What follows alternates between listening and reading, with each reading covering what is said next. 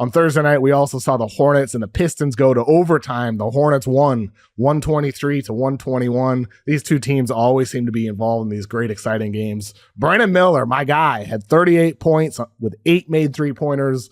LaMelo Ball, 35 points, 9 assists, hit a three-pointer that caused Hornets announcer Eric Collins to have a heart attack. It's a fun game, man. Like these Hornets do, like they just keep having exciting games, and the Miller-LaMelo combination seems to be having these games that show you what they could be when they reach their peak someday. How good is Eric Collins, first of all, before we get into that? I love him. It makes watching a game so much more enjoyable because it's just he gets so excited and screaming, and not all of it is for the Hornets. There's some times where he'll do the same thing with the opponent team, so he just loves hoops, and you can feel it pop off the screen. The game itself was awesome. And down the stretch, LaMelo Ball fouls out, Cade leaves the game, and so it was really the Brandon Miller show, and he was outstanding. The guy was spectacular, hitting crazy shots, and he got bailed out a little bit. I don't know if you saw that with the attack there down the stretch with Beasley. He was basically going at the rim and got by Brandon Miller, and then got the putback for the game winner in regulation, and Brandon just kind of missed it, and then he missed the bunny there, and he was bailed out. And he made it count. Like he was like, I got another life here in the overtime. And he was insane. The pull-up threes, the driving attacks, the size, the confidence, what they have in Charlotte.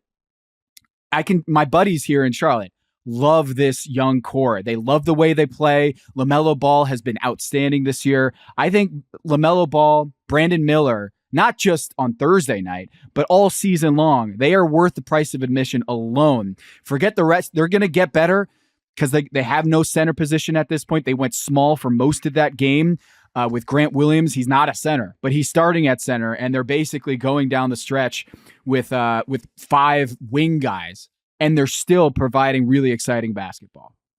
Do we know when Mark Williams is going to come back from that foot injury? I don't think there's been any definitive timeline given.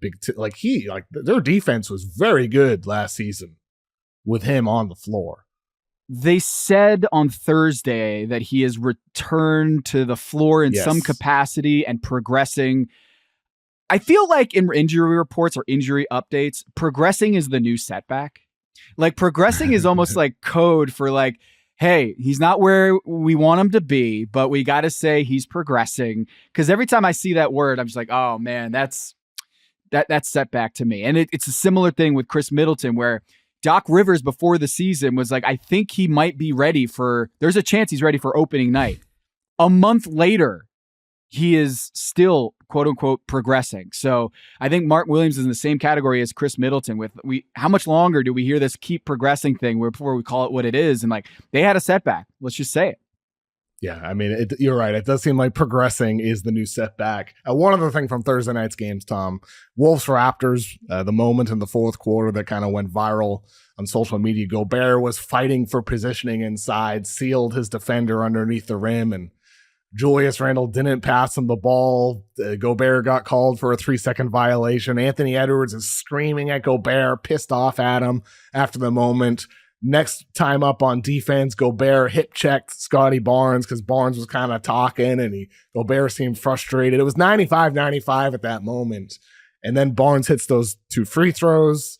Wolves go on to lose the game. There was a play where Randle did pass the ball to Gobert, but he passed it to his feet. There's a turnover on the play. Wolves are 8-7 on the season. We talked about them last Friday after they lost to the Heat without Butler. 2 losses versus the Blazers. They lose to the Raptors, a team that they should beat. And they're 8-7, and this is their upcoming schedule. At Boston on Sunday. Then they have a homestand. Houston, Kings, Clippers, Lakers. Then they have at Clippers, at Warriors twice. Knicks, Warriors, Hawks, and that's all leading up to the Mavericks on Christmas Day. That's their next 12 games at 8-7. With what we've seen through 15 games, I'm not seeing many signs that it's going to get better. And then you look at the schedule coming up, and it's like, ooh, like this could get ugly really fast. And here's the other thing. They've had almost a perfect bill of health this season.